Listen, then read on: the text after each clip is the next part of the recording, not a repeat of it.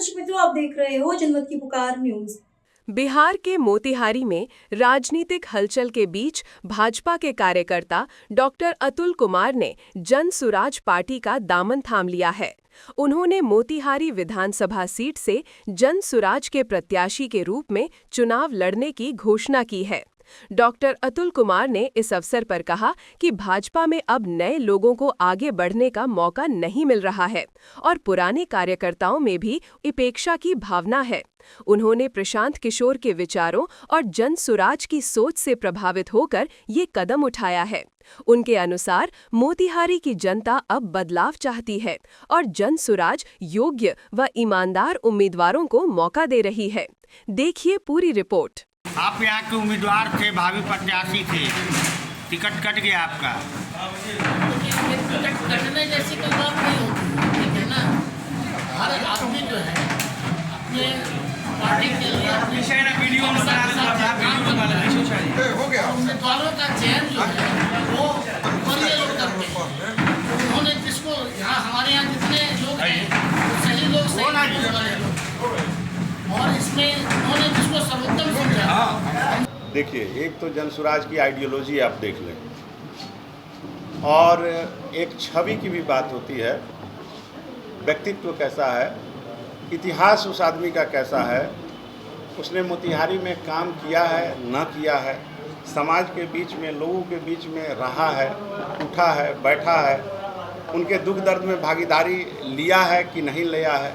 मैं आसमान से तो टपका नहीं हूँ, इसी मोतिहारी की मेरी पैदाइश है और इसी मोतिहारी में मैंने अपने प्रायोरिटी के आधार पर मैंने इस जगह को अपने कार्यस्थली के रूप में चुना।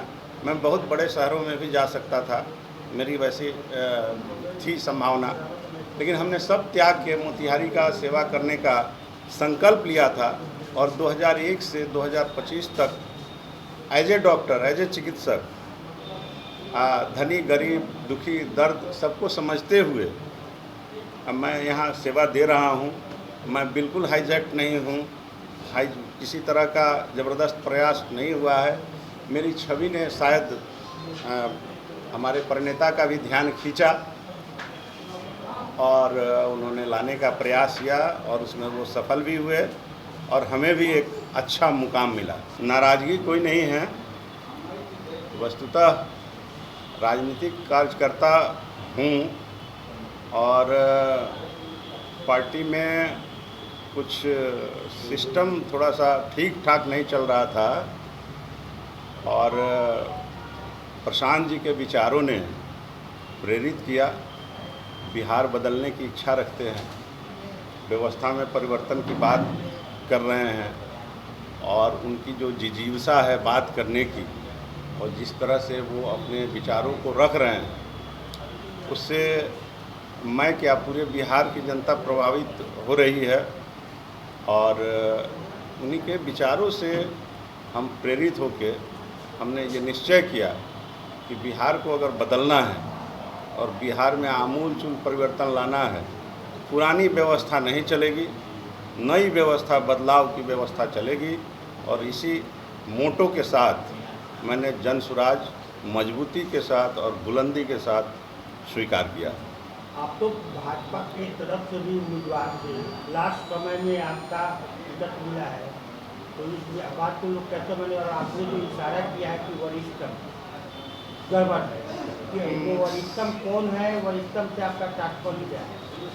नहीं, सिस्टम जो है ना भाजपा का वो पुरानी सिस्टम पे ही चल रहा है और हमने एक कोटेशन लिखा था कि अब अन्याय बर्दाश्त नहीं। तो कुछ लगा कि कुछ सिस्टम में ऐसा कुछ हो रहा कि किसी के लिए कुछ हो और वर्क और कार्यकुशलता का और किसका कितना प्रतिबद्धता है पार्टी के लिए, इसका बहुत ध्यान या जनाधार का ध्यान नहीं रख के कुछ खास लोगों को कुछ खास तवज्जो दिया जा रहा है। इसने पार्टी से मोह थोड़ा भंग किया। किन मुद्दों को लेकर जा रहे हैं मोतिहारी विधानसभा में? मुद्दे वही हैं, व्यवस्था परिवर्तन करना है, जनता का उठाना है, पलायन के बारे में सोचना है, बिहार में औद्योगिक क्रांति लानी है कि पलायन न हो सके, बच्चे अच्छी शिक्षा पा सकें, बच्चों की शिक्षा की व्यवस्था हो, रोजगार में वृद्धि हो और बिहारी अस्मिता की रक्षा हो सके। इसी माने सिद्धांतों के साथ मोतिहारी में भी हम लोग इसी सिद्धांतों को अमल करते हुए आगे बढ़ेंगे। हमारा यही नारा है, जय बिहार और बिहार बदलो। अंतिम सवाल होगा, जीतेंगे तो फर्स्ट काम क्या करेंगे? पहली काम तो हम लोग व्यवस्था के लिए आवाज़ उठाएंगे विधानसभा में, और व्यवस्था को बदलने के जैसे ही हमारी सरकार बनेगी हम लोग व्यवस्था में आमूल-चूल परिवर्तन लाएंगे। और मोतिहारी लोकल शहर में जो मोतिहारी की पहली दूसरी तीसरी जो प्राथमिकताएं हैं, जैसे कि अतिक्रमण है, रोड जाम है, नाले की उचित व्यवस्था नहीं है, या स्कूलों की स्थिति अच्छी नहीं है। स्कूलों की बिल्डिंग दिख रही है लेकिन उसमें गुणात्मक विकास नहीं है। वो दिख रहा है बिल्डिंग मगर उसमें अंदर में विकास, उसमें अंदर की पढ़ाई नहीं है। अफसरशाही की पर थोड़ा सा लगाम, भ्रष्टाचार को कम करने का प्रयास, प्रशासन और जैसे पुलिस प्रशासन है या उसमें जनता का इकबाल कायम करना, ये सब सारी प्राथमिकताएं रहेंगी और गुंडागर्दी को समाप्त कर दिया जाएगा। अगर आपने हमारा अभी तक चैनल सब्सक्राइब नहीं किया है तो कृपया चैनल सब्सक्राइब कर लें, लाइक करें, शेयर करें, कमेंट करें। तो मिलते हैं फिर किसी और खबरों के साथ।